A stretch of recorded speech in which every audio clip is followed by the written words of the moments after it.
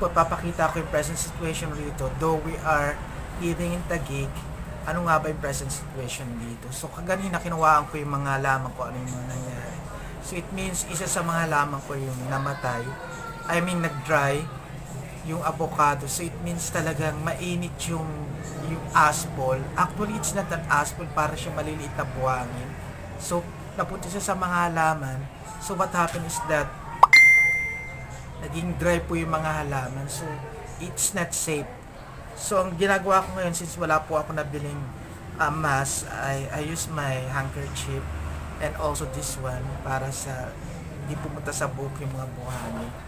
So far, mag-ingat po tayo sa ating kalusugan kasi hindi po healthy yung naano natin. I experienced it long time ago, way back 1990, pumutok yung mga pinatubo. Pero mas iba naman po yun, more on Asia, na parang pag nakita mo rito yung mga kotse, para siya nag-snow.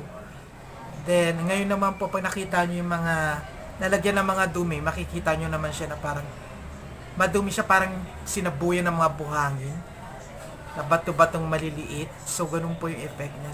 So far, mag-ingat po tayo. Lagi po tayong gagamit. Kung may nabili na po tayong face mask, then gamitin po natin yun. Ako po at gamit ko handkerchief. And then, eto para for my head. So, ayan. Gamit ko na siya. So far, the effect of the volcanic eruption of Taal. So, as you can see, the avocado is, the green leaves turns into dry.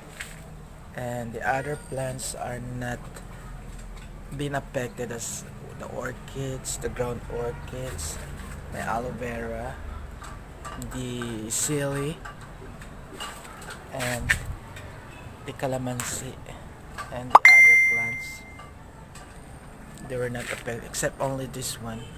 So what we can do to prevent this one is to take out the dust in the leaves and water the plant. This is what happened to the other avocado plant that I planted into the empty container of the mineral water. So here you go. Before it was very green and now it's turning to dry.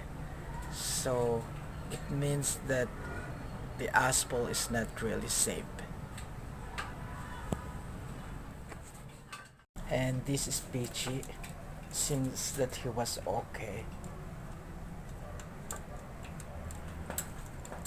He's not affected with the asphalt.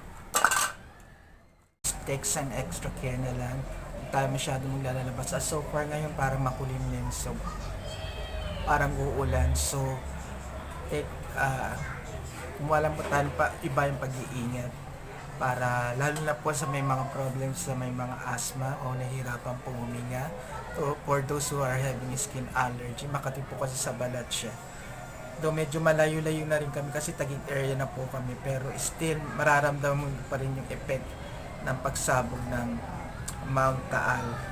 So again, ito ang nagsasabi sa inyo at nagpapasalamat po pala sa lahat ng subscribe sa akin sa year 2019, and hope this 2019 magkasama pa rin tayo. And again, ito ako po si Auntie Julian forever giving you sabi sa inyo. Naway mag-ingat po kayo palagi, and God bless you all.